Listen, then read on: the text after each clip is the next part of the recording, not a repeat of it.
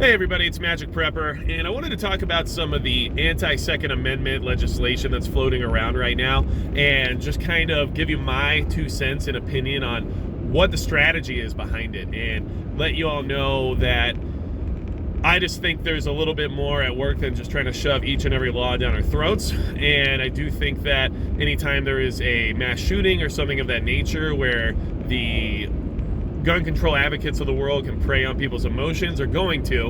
And here's what usually happens, but right now we're at a little bit of a boiling point because of the amount of different laws and things that are being floated right now. So usually we try to shoot for, one thing, right? When you're on the left and you're trying to get that gun control through, what do we shoot for? And when I say we, I'm not talking about me. I guess I'm just talking in the royal me.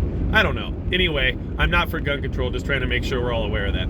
So basically, you throw out, we're going to do an assault weapons ban. Okay, well, we all know that's going to be dead in the water, especially with hopefully with a Republican-controlled Senate, and make sure that's not going to ever go through. Okay, but how about this? Red flag laws. Let's talk about people that are mentally insufficient to own firearms, and if somebody else decides that you said something threatening or menacing, and the next guy over said, yeah, I heard him say it too, next thing you know, here comes the police to your home to confiscate your firearms, at least for your cool down period, right?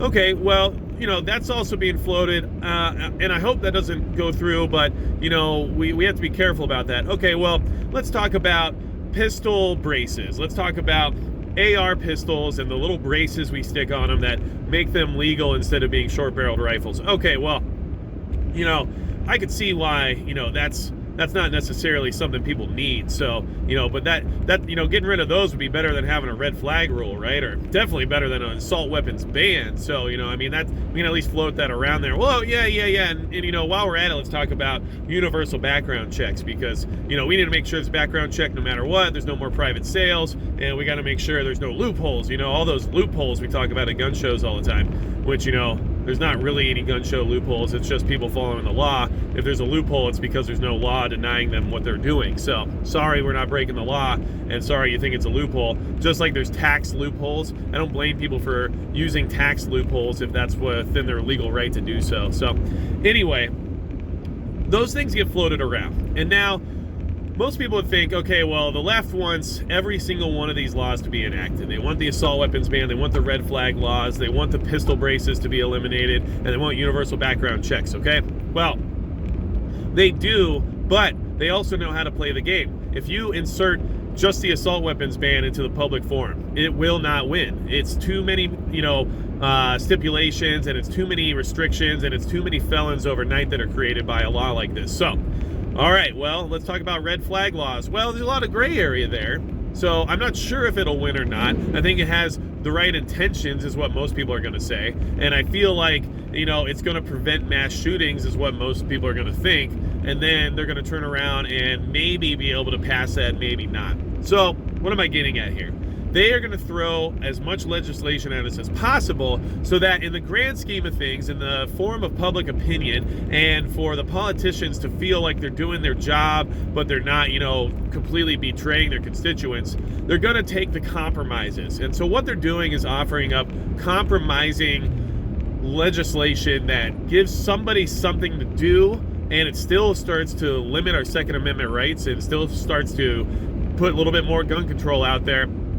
But what they're doing is kind of shaping the narrative as, well, this is much better than this, so we, I guess, should do this. And that is not what we want, So for them to come out and say, well, we can do an assault weapons ban, or, we could just ban pistol braces.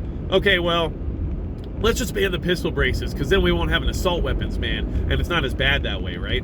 So it's basically just them throwing out the high-end legislation they know won't pass in order to get the lower stuff passed, because between the two, lesser of two evils, there you go. Okay, so let's get those universal background checks, and let's get those pistol braces gone, and that way we don't have an assault weapons ban, and we don't have to implement red flag laws right away, blah, blah, blah. And it's just strategic. That's what they're going to do. It's lesser of two evils. It's very much like the election itself, right? When you're voting, you're going to vote for the lesser of two evils generally, because not everybody's perfect and nobody's going to be happy with everything. And I just think that, this is kind of the strategy right now. I don't think that anyone in their right mind really thinks they can get an assault weapons ban passed again after the last one for 10 years didn't even make an impact at all on crime or statistics. So they're literally just throwing things out there to make us take the bait for the smaller items. And don't take the bait. I mean, we already had to deal with the whole bump stock situation. We're already dealing with things in other states where they're limiting magazine capacities and ammo laws and everything else going on. There's no reason to turn around and say, let's get rid of pistol braces. What is that going to do? It's not going to help anything at all. It's just one more thing they can check off the list of limiting the Second Amendment and saying, there we go, we got one more thing done. Now our constituents are happy. All these moms demand action. All these people are super happy about us and they're going to keep supporting and lobbying for us. But those gun control, anti-gun control nuts over there on the right, they're not that upset either because we didn't take their assault weapons away. We just made them not have pistol braces. So that's going to be their mentality. And honestly, yes, a lot of you out there are upset with Donald Trump and his whole situation right now when it comes to making deals and making compromises on the Second Amendment and other things like that, right? Well, we all knew that was going to probably happen during the election. So anyone who's acting surprised or saying he's betrayed us or whatever, I mean, the guy was a liberal for most of his entire life. And he's also a deal maker. He wrote a book called The Art of the Deal. He's not a one-size-fits-all type of person. He's going to make compromises and deals because that's who he is and that's what he does. And he's never lied about that or, told anybody otherwise. So, yes, I mean, I don't always agree with him. Trust me on that. I don't agree with the fact that, he's starting to juggle around the idea of some of these gun control laws. But don't act surprised that he's doing it. I mean, at the same time, we all have to also consider that, yes, he is the president of the entire country, so generally compromise is a lot of what you expect from that position. I don't necessarily think a president is in charge of making sure we get every single thing we want.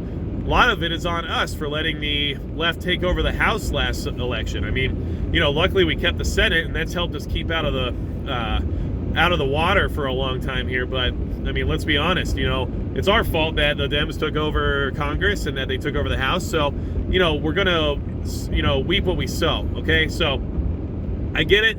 We can be mad at Trump for thinking some of these ideas might be good, but don't be surprised and don't act like he's betrayed us when this is the same guy he's always been. I'm not saying I'm a huge, Trump supporter by means, and I don't just turn my eye whenever he does something I don't agree with, but I am just saying we all knew what we were signing up for. And if you would have rather had Hillary Clinton running the show right now with all these gun control legislation items on the table, then be my guest in that department, because I'm pretty sure we're still much better off than we would have been. And you guys need to just relax. I would say generally, a lot of preppers are going to be of like the libertarian mindset. Leave me alone, mind your own business, and I don't care what you do as long as it doesn't affect my life. And I agree with that mindset.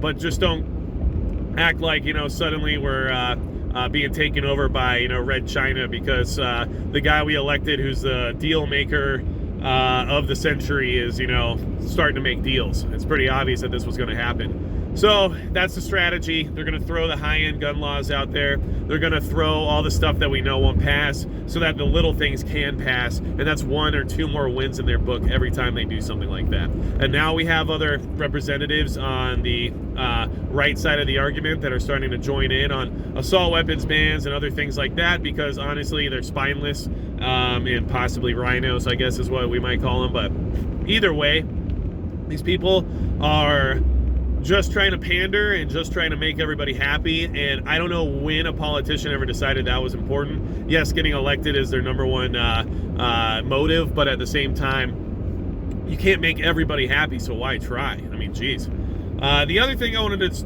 talk about real quick is there's a lot of turmoil going on in general around the country, and with things like Antifa and everything else going on, and even like Proud Boys or whatever the other elements of these kind of like city disturbances are. Just keep in mind, as preppers, we want to support the laws that give us the freedoms that we, enjoy, and we want to support things like freedom of speech, so that we can have platforms like this and connect with each other. But I also would suggest not joining into the mayhem and becoming part of the riffraff, because all it does is give everybody a bad name. And it's like the whole, dream or fantasy of the left. If a, white male NRA supporter is the next guy to cause a serious crime of some sort, that's just, fodder for the cannon for them. They're going to love that because it just, writes their narrative. So if a bunch of preppers go out and start acting a fool, which, I'm not saying isn't warranted sometimes, but, if we start doing those things as well, then